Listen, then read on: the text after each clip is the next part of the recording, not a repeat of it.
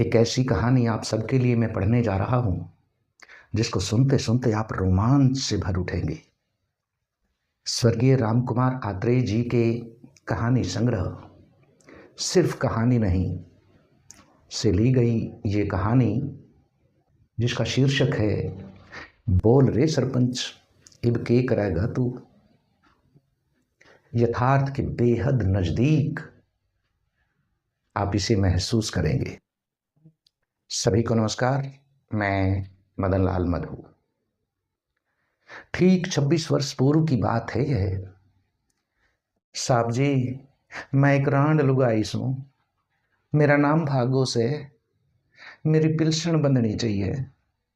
मेरे सामने खड़ी औरत ने हाथ जोड़ते हुए ठेठ हरियाणवी अंदाज में कहा था। इसी अंदाज की वजह से वह पेंशन शब्द को पिलसण कह रही थी। उसका पहनावा भी हरियाणवी था। फर्क इतना था कि वह घाघरे की जगह सलवार पहने हुई थी। उसके सिर पर गहरे काले बाल थे। कोई कोई सफेद बाल उनके बीच से ऐसे झांक रहा था मानो कोई शर्मीला बालक किसी पर्दे के पीछे से अपनी झलक दिखला रहा हो। बाल सरसों के शुद्ध तेल से चुपड़े हुए थे। उस गंध को मेरी नासिका ने पकड़ने में कोई भूल नहीं की थी। थोड़े थोड़े बालों को लेकर उसने पतली पतली मेंढियां गूंथी हुई थी, जिन्हें इकट्ठा करके एक जूड़े के रूप में सिर के ऊपर ठीक बीच में इस तरह से बांधा हुआ था कि उसका कद 2-2.5 इंच बढ़ गया था। इसे हरियाणवी औरतें चुंडा कहा करती हैं। अपनी बात समाप्त करने के बाद भी उसके हाथ अभी तक जुड़े हुए थे और उसकी आंखें मेरे चेहरे पर टिकी हुई थी। उसकी आयु 50 वर्ष से कुछ ऊपर ही रही होगी। यद्यपि उसके हल्के फुल्के शरीर तथा ठिगने कद के कारण वह इतनी आयु की दिखाई नहीं दे रही थी। इस तरह के लोग प्राय उम्र चोर हुआ करते हैं और उनकी आयु का अंदाजा लगाने में बड़े बड़े बुद्धिमान लोग भी मात खा जाते हैं। अचानक मुझे अपने आप पर शर्म महसूस हुई। मैं उसकी आयु और कद काठी के विषय में सोचे जा रहा था और वह मेरे सामने अभी तक हाथ जोड़े हुए खड़ी थी। मैंने जल्दी से कहा, अरे माता जी, आप यूं ही क्यों खड़ी हैं? बैठिए ना, यह कुर्सी आपके लिए ही है। और हाँ, मेरे सामने हाथ जोड़ने की जरूरत नहीं, मुझे तो अपना बेटा ही समझिए। मैंने सामने खाली पड़ी कुर्सी की ओर संकेत करते हुए कहा। वह मेरे मुंह से अपने लिए माता जी का संबोधन सुनकर बिना किसी झिझक के तत्काल आगे बढ़ी और अपने दोनों हाथों को मेरे सिर पर फिराते हुए बोली, जुग जुग जियो मेरे लाल, तन्ने मेरे ते मां कया से, इस नाते ते तू मेरा बेटा होया। मने यकीन से एक बेटा मां के साथ न्याय करेगा, इब मेरी पिलसण बनकर रहेगी।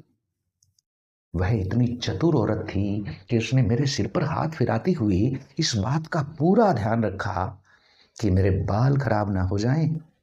मैं स्वयं अपने बालों के ऊपर हाथ फिराकर इस बात को महसूस कर चुका था। वह अब तक कुर्सी पर बैठ चुकी थी। उसकी आंखें अब भी मेरे चेहरे पर टिकी हुई थी। लगता था कि वह मेरे चेहरे पर आने वाले भावों का अध्ययन किए जा रही है। माताजी, विश्वास रखो, आपको न्याय मिलेगा, लेकिन आपको भी मेरे सामने जो भी कहना है सच सच कहना होगा, तभी मैं न्याय कर पाऊंगा। आशा है अपने इस बेटे से आप कुछ भी नहीं छिपाएंगी। मैंने अपने सामने बैठी औरत को विश्वास दिलाया। एक सरकारी अधिकारी अवश्य था, पर मैंने अधिकारी होने के साथ जुड़े अहम भाव का कभी उपयोग नहीं किया था। यही अहम भाव साधारण आदमी और अधिकारी के बीच दूरी उत्पन्न करता है, जिसकी वजह से साधारण नागरिक आमतौर पर सरकारी अधिकारियों से दुखी रहते हैं।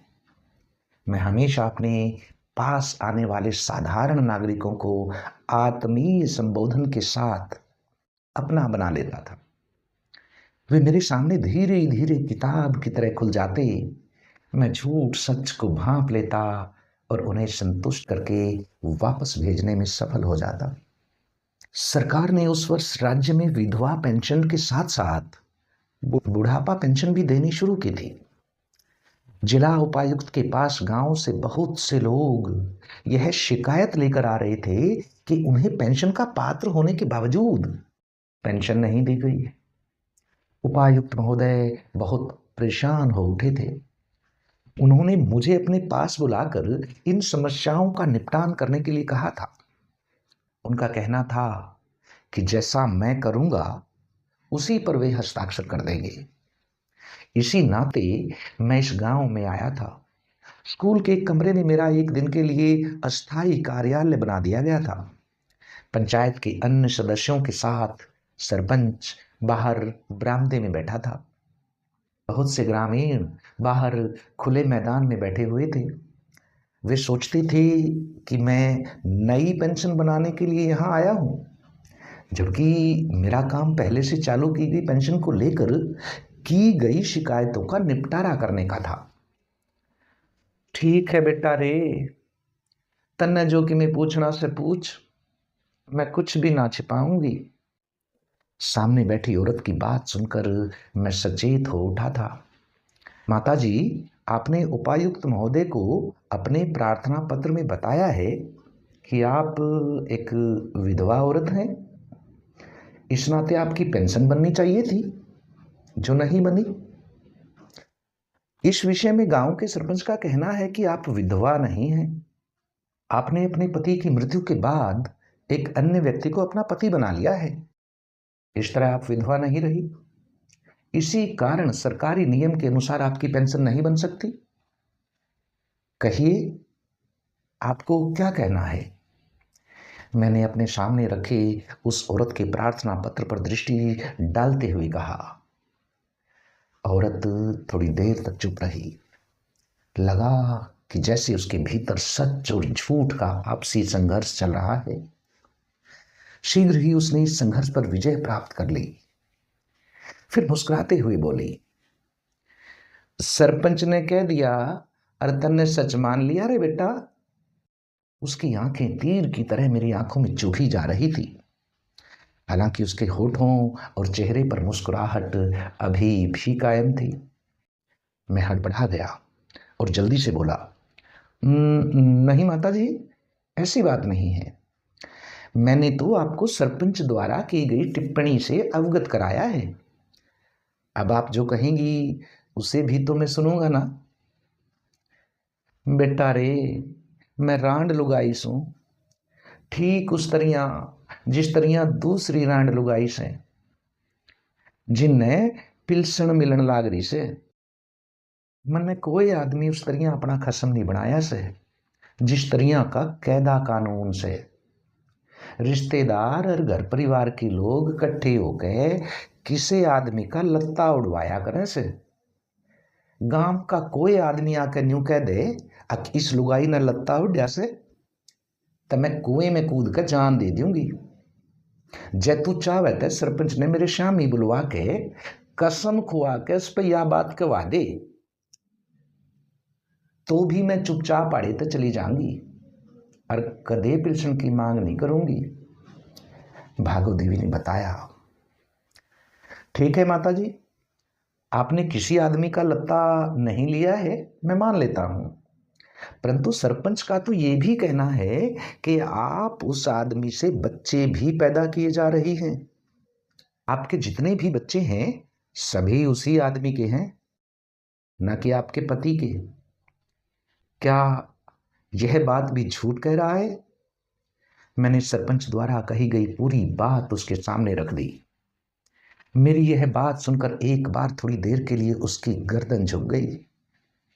आंखें जो सीधे मेरी ओर ताक रही थी, उन्होंने अपने ऊपर पलकों का पर्दा गिरा लिया। मुझे लगा कि भागो देवी ने पराजय स्वीकार कर ली है। अब यह मुझसे पहले की तरह बात नहीं कर पाएगी। परंतु तभी उसके मुंह से निकले शब्दों को सुनकर मुझे ऐसा लगा कि जैसे किसी ने मुझे धरती पर पटक दिया हो। भागो देवी कह रही थी, सरपंच का कहना सही है रे बेटा, मने तू धर्म का बेटा मान्या से, ज्यां तक तेरे तक कुछ भी ना छिपाऊंगी। अब उसकी गर्दन पहले की तरह तन गई थी। आंखें आंखें भी फिर से मेरे चेहरे पर टिक गई थी। उसके चेहरे पर किसी प्रकार की शर्मिंदगी का भाव नहीं था। क्या कहा आपने? सरपंच सही कह रहा है? तबाक से मैंने पूछा था। हाँ बेटा, सही है कह रहा से। बहुत ही शांत स्वर था उसका। तो फिर आप पेंशन की मांग कैसे कर सकती हैं?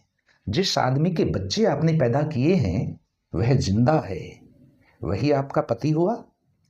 मेरा स्वर कुछ कठोर हो आया था। मन में जो भी सहानुभूति उसके लिए पैदा हुई थी वह उसकी इस स्वीकृति से जाती रही थी। अब वह मेरे लिए साधारण से साधारण स्तर से भी नीचे की ओर थी। मन में आया कि उसे तुरंत डपट कर अपने सामने से चले जाने को कह दूं। ऐसी औरत को पेंशन देना सार्वजनिक धन का दुरुपयोग ही नहीं, अपमान भी होगा। पेंशन तो मने मिलनी ही चाहिए बेटा।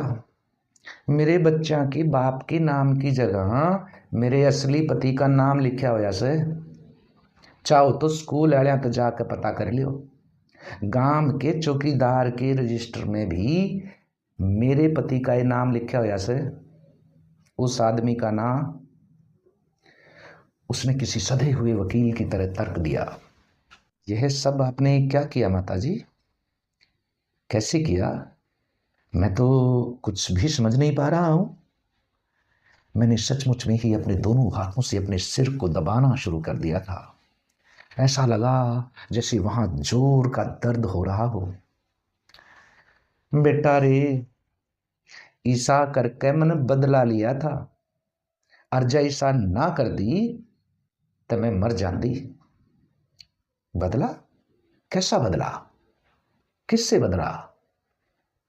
बदला अपने माँ बाप ते, बदला अपने ससुर और जेठ ते, बदला अपने पति ते, बदला उस आदमी ते जिसके मन बालक जन्मे से, बदला पूरे समाज ते।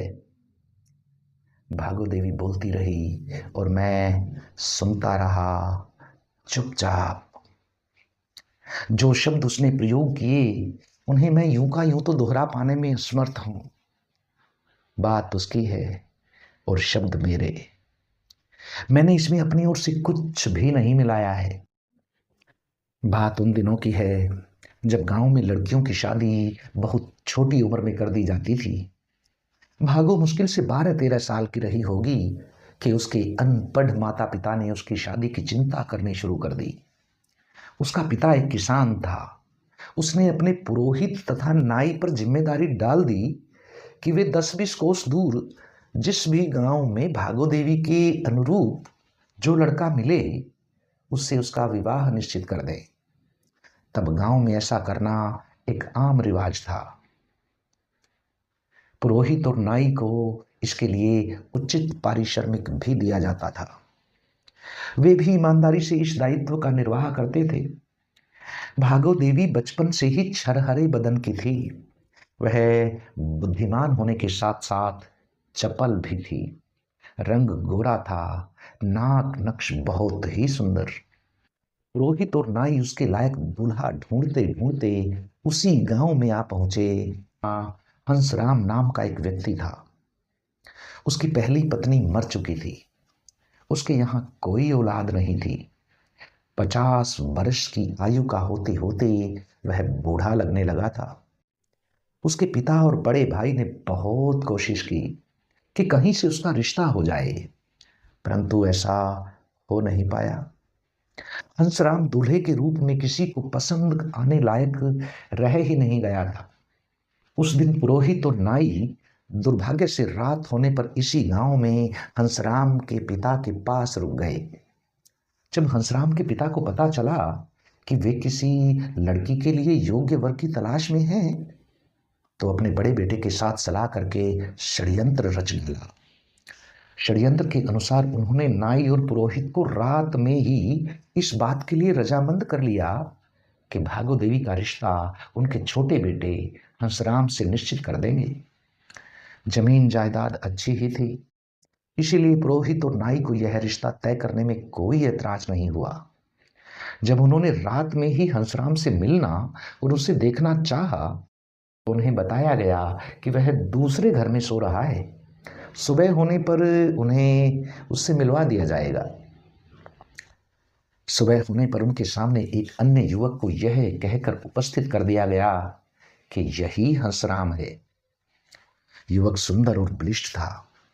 रोहित और नाई को युवक देखते ही पसंद आ गया।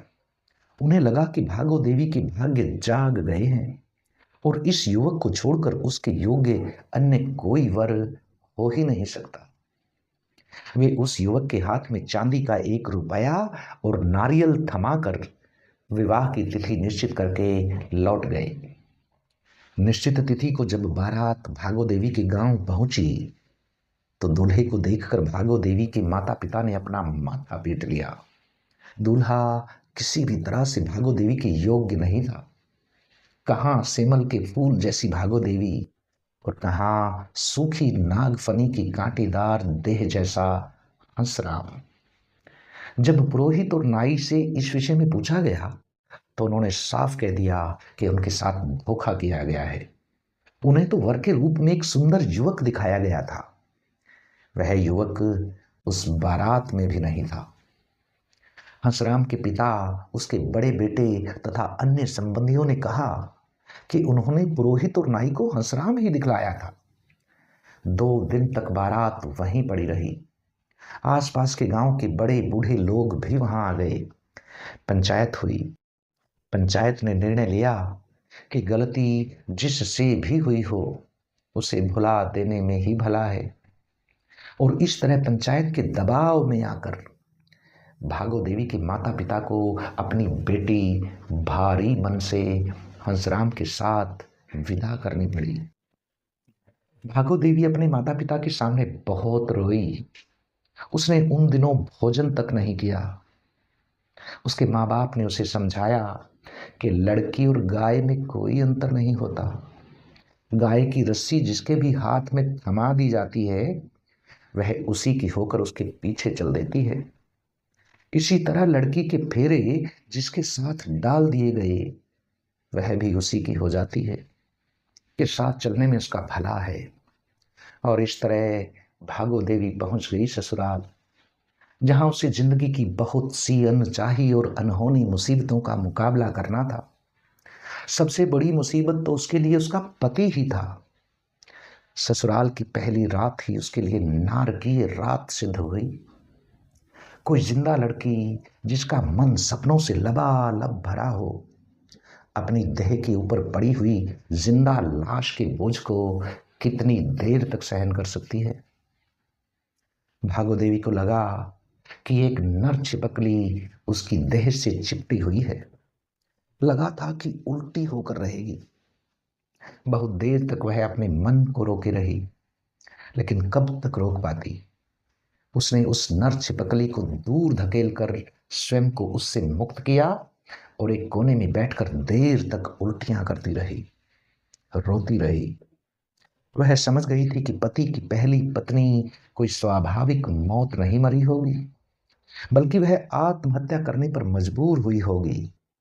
एक जवान औरत किसी नामर्द पति के साथ अपनी जिंदगी आखिर किस तरीके से बिता सकती थी।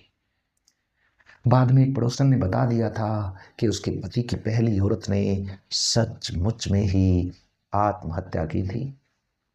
यदि उसका पति नामर्द न होता, तो किसी तरह वह अपने मन को समझा लेती, ठीक वैसे ही जैसे कि और बहुत सी लड़कियां खुद को समझाकर अपने साथ होने वाले अन्याय को सहन कर लिया करती हैं। 1-2 साल बाद कोई बच्चा हो जाने पर अपने को बच्चे तथा घर में डुबो लेती। पर भागो देवी अब करे भी तो क्या करे। उसके सामने पूरी जिंदगी पड़ी थी। अब 2 ही उपाय उसके सामने थे। पहला यह कि वह चुपचाप आत्महत्या कर ले और इस नार की जिंदगी से छुटकारा पा ले। दूसरा यह कि खुद को दुकान बना ले, मतलब यह कि वेश्याओं की तरह जीवन बिताए। पर भागो तो ऐसी वैसी मिट्टी की बनी ही नहीं थी। उसने निर्णय लिया कि वह न तो आत्महत्या करेगी और न ही स्वयं को दुकान बनाएगी। वह इस तरह से जिएगी जिससे कि उसके साथ इस तरह भयानक विश्वासघात करने वाले उसे देखकर तिल तिल करके जलें और अपने कार्य पर पछताएं। खूब सोच विचार के बाद उसने दूसरी रात में ही अपने पति से साफ साफ कह दिया कि जब तक वह मर्द होकर उसके पास नहीं आएगा तब तक वह उसे अपने साथ एक चारपाई पर सोने नहीं देगी। पति को अपनी इज्जत बचाने के लिए चुप रह जाना पड़ा। 5-7 दिन के पश्चात ही उसे पता चल गया कि नाई और ब्राह्मण को हंसराम की जगह कौन सा युवक दिखाया गया था। ऐसा उस युवक ने ही मजाक के रूप में उसे बताया था कि यदि वह न होता तो भागो देवी को ससुराल के रूप में इतना अच्छा घर न मिलता। युवक की आयु उसकी आयु से 5-7 वर्ष ही ज्यादा थी। वह पूरा जवान था।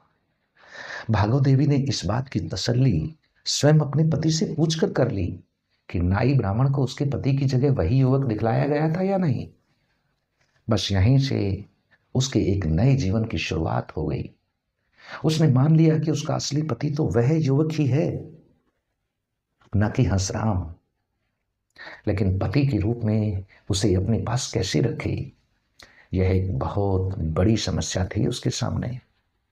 उसने बहुत अच्छी तरह से योजना बना डाली और यह भी सोच लिया कि जो भी बाधाएं उसके सामने आएंगी उनका वह दिल खोलकर मुकाबला करेगी।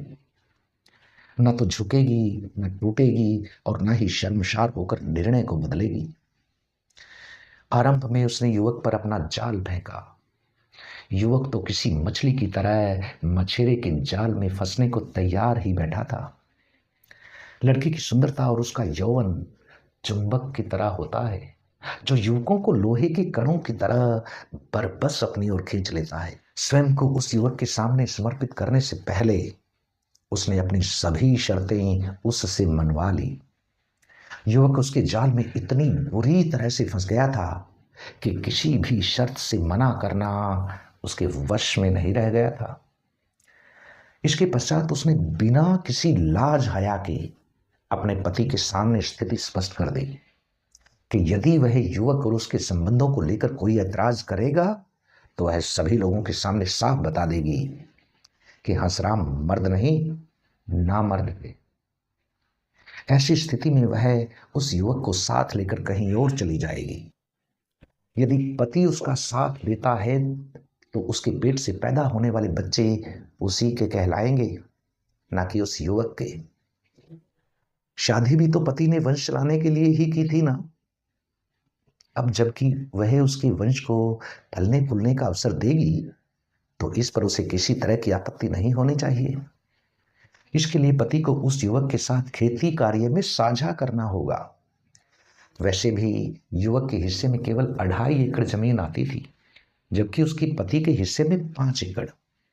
7.5 एकड़ की खेती दोनों के लिए लाभकारी सिद्ध होगी। लोग भी यही समझेंगे कि युवक खेती की वजह से उनके घर आता जाता है। पति के सामने इस बात को स्वीकार कर लेने के सिवाय अन्य कोई उपाय शेष नहीं रह गया था। पत्नी के सामने उसकी नामर्दगी ने उसे तोड़ डाला था, जिसकी वजह से उसका आत्मविश्वास पूरी तरह से झुक गया था। और यही हुआ। पति उस युवक के द्वारा अपनी पत्नी के साथ रचाई जा रही रासलीला का सिर्फ पहरेदार बनकर रह गया। आरंभ में तो युवक दिन के समय में ही घर के भीतर रहता था, पर बाद में उसने रात भी वहीं बितानी शुरू कर दी। पड़ोसियों में जब इस बात को लेकर खुसर खुसर होने लगी तो भागो देवी बिना किसी झिझक के कह देती कि जिस दिन पति की तबीयत खराब होती है उसी दिन वह युवक वहां रहता है। लोग जानकर भी अनजान बन गए। किसी में हिम्मत ही नहीं थी भागो देवी से कुछ कहने की। भागो देवी ऐसे किसी भी पुरुष या औरत को एक की जगह 10 सुना डालती जो भी उसके चरित्र को लेकर टीका टिप्पणी करता। वह तो बात बात पर लड़ने झगड़ने को तैयार रहती और ऐसे वक्त में उसके पांव की जूती उसके हाथ में आ जाती। स्वयं उसका पति ऐसे मौकों पर अपनी मर्दानगी सिद्ध करने के लिए लाठी उठाकर पत्नी के साथ खड़ा हो जाता। तब उसके मुंह से निकलने वाली गंदी गालियां उसकी मर्दानगी का ढिंढोरा पीटने लगती। एक के बाद एक 2-2 वर्ष के उपरांत 3 बच्चों की मां बन गई भागो देवी। 3 बच्चों की शक्ल पिता हंसराम से न मिलकर उस युवक के साथ पूरी तरह से मेल खाती थी। लोग पीठ पीछे इस बात को लेकर हंसी मजाक कर लेते, पर भागो देवी या उसके पति के सामने कोई कुछ नहीं कहता। बच्चे स्कूल जाने लायक हो गए थे। स्कूल में उन्हें उनके पिता ने ही दाखिल करवाया था। बच्चों के पिता के नाम की जगह स्वयं अपना नाम लिखवाकर हंसराम को बेहद खुशी हुई थी। परंतु यह खुशी ज्यादा दिन नहीं रही। कुछ दिन बीमार रहकर वह अचानक चल बसा। हालांकि भागो देवी ने उसके इलाज एवं सेवा में कोई कमी नहीं रखी थी। वह पति होने के साथ साथ आखिर उसकी लाज हया का पर्दा भी तो था। हंसराम की मृत्यु के बाद भागो देवी के पेट से कोई बच्चा पैदा नहीं हुआ। एकमात्र यही अंतर पड़ा था उसकी मौत से, बाकी सब कुछ यूं का यूं था। वह युवक अब भी बिना किसी संकोच के रात में भी वहीं रहता था। बच्चों ने भी उसे कभी बाहरी आदमी नहीं माना था। वे उसके साथ उसी सहज भाव से रहते थे जैसे कि अपने पिता के साथ। बच्चे उसे पिता न कहकर भाई जी कहा करते। हाथी चलते रहते हैं और कुत्ते भौंकते रहते हैं कि तर्ज पर जीवन जीते जीते वह युवक अब युवक न रहकर प्रौढ़ हो चुका था। और भागो देवी भी यौवन की दहलीज को लंघ कर प्रौढ़ावस्था में प्रवेश कर चुकी थी। सरपंच ने उसकी विधवा पेंशन पर ऐतराज जताकर उसके इस अध्याय को फिर से खोल दिया था। भागो देवी ने अंत में यह भी बताया था कि गांव की बहुत सी ऐसी विधवाओं को पेंशन मिल रही है जो अन्य पुरुषों का लत्ता ले चुके हैं। वे सिर्फ उन पुरुषों के साथ पत्नियों के रूप में ही नहीं रहती, बल्कि उनके बच्चे भी पैदा किए जा रहे हैं। स्वयं सरपंच की भाभी, जो अपने पति के मरने के बाद सरपंच को अपना दूसरा पति बना चुकी है, धड़ल्ले से पेंशन प्राप्त कर रही है। उसने तो अपने पेट से सरपंच के बच्चे तक पैदा किए हैं। फिर उसे तथा उस जैसी अन्य औरतों को पेंशन कैसे दी जा रही है? क्या सरपंच ने विधवा के रूप में उनकी सिफारिश नहीं की है? इस तरह भागो देवी अपनी पूरी जीवन कथा मुझे बता चुकी थी। माता जी, अब इतना बता दीजिए कि वह व्यक्ति जिसके साथ आप जीवन बिता रही हैं, वास्तव में आपका सामाजिक दृष्टि से उसके साथ क्या रिश्ता है? क्या उसने अपना विवाह नहीं करवाया? मैंने जिज्ञासावश उससे पूछा था। ओ मेरे जेठ का बेटा से रे, उसका नाम जय नारायण से। तू समझ ही गया होगा रे कि नाते में वो मेरा बेटा लागा से। उसकी उम्र मेरे ते 6-7 साल बड़ी से। भागो देवी ने जिज्ञासा का उत्तर देते हुए बताया था। ऐसा बताते हुए एक बार उसकी आंखें थोड़ी देर के लिए कुछ झुक अवश्य गई थी। मैं अपने को नहीं रोक पाया, पूछ बैठा, माता जी, क्या कभी आपको नीति और धर्म की बात सोचकर ऐसा करना पाप या अपराध महसूस नहीं हुआ?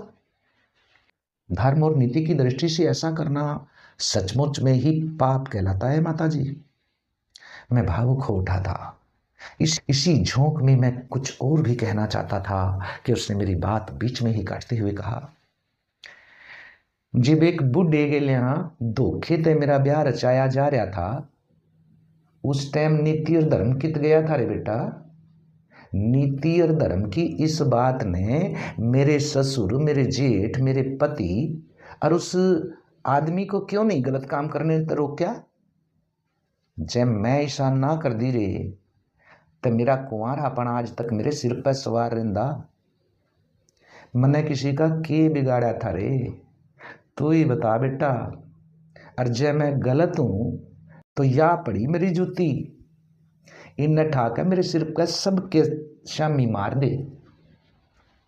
इतना कहते ही उसने सचमुच में ही अपने पांव से जूती निकालकर मेरी तरफ खिसका दी। माता जी, अपनी जूती पहन लीजिए, मैं सब समझ गया हूं। एक बात और मैं आपसे पूछना चाहता हूँ, वो ये कि क्या आपने ऐसा करके एक औरत होने के नाते जयनारायण की पत्नी के साथ अन्याय नहीं किया? वह भी तो एक औरत ही है। दूसरी औरत बनकर आपने उसका पति छीन लिया। उसे भी निश्चय ही यह बात अच्छी नहीं लगी होगी। बेटा रे, जय नारायण की पत्नी गेल्या मने कोई कुन्या नहीं करया। जय नारायण ते मने उसके दूरे जान ते कदे ना रुकया। मेरे आया पाछे जय नारायण की बहू ने तभी बालक पैदा करी से। जे वो उसके दूरे ना जांदा तो बालक कितने पैदा होंदे। दूसरी बात, जय नारायण ने भी तो मेरे गल अन्याय किया था रे। उसने हंसराम बन के नाई बन के गेल्या उनके हाथ मेरी सगाई के नाम का रुपया ले लिया रे।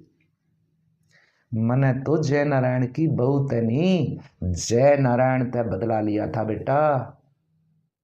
भागोदेवी ने भावुक होकर मुझे बताया था।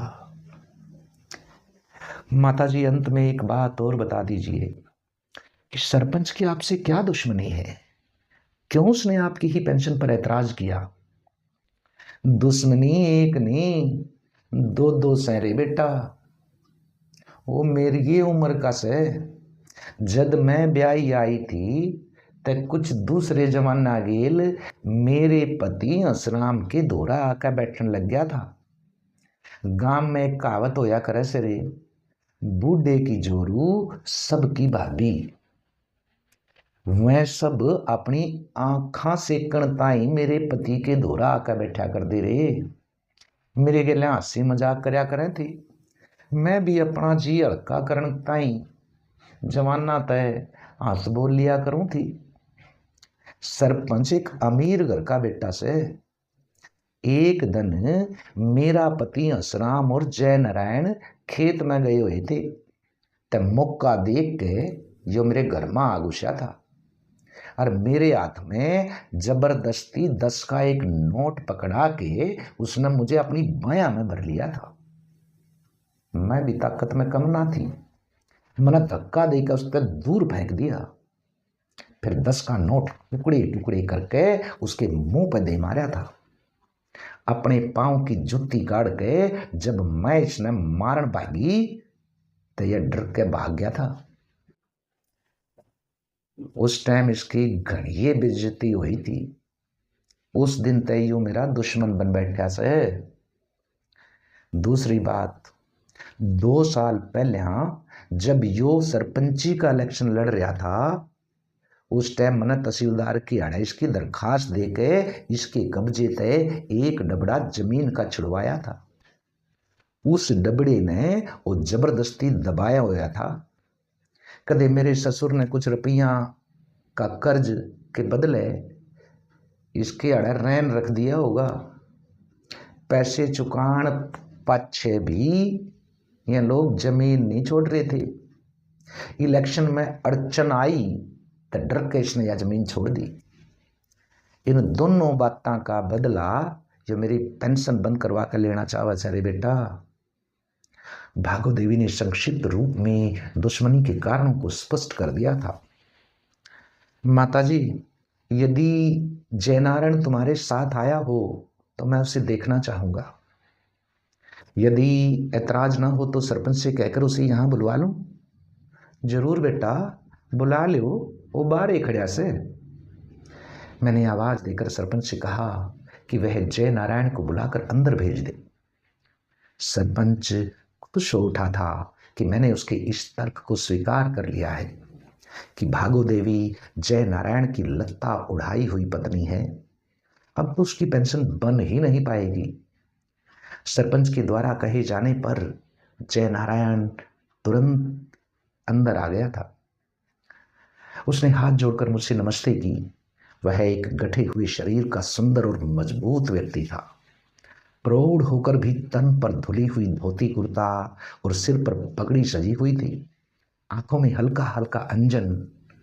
अवश्य ही भागोदेवी अपने हाथों से उसकी आंखों को आंजती रही होगी।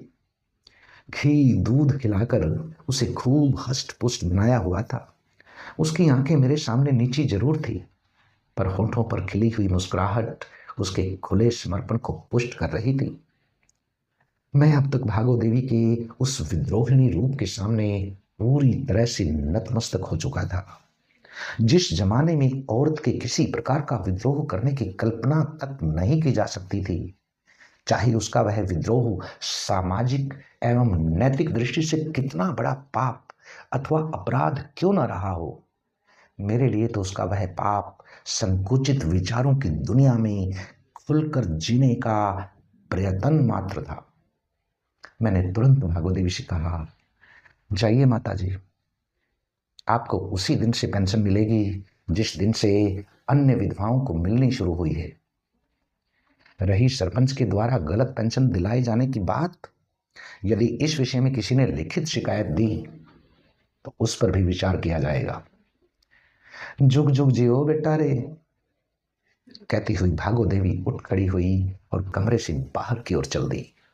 उसके पीछे पीछे जय नारायण भी था। गेट से बाहर निकलते ही अचानक वह सरपंच की कुर्सी के पास रुकी। एक झटके के साथ अपने पांव से जूती निकालकर उसे हाथ में उठाते हुए चिल्लाई, मेरी तो पिलसन शुरू होगी रे सरपंच, बोल अब के करेगा तू? यू खड़ा जय नारायण, यू मेरा बेटा नहीं, खसम सरे। सरपंच घबरा कर उठ खड़ा हुआ। हड़बड़ाहट में पीछे हटते समय उसकी कुर्सी धड़ाम से गिर पड़ी थी।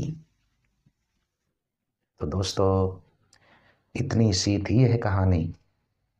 आप सभी का आभार। नमस्कार।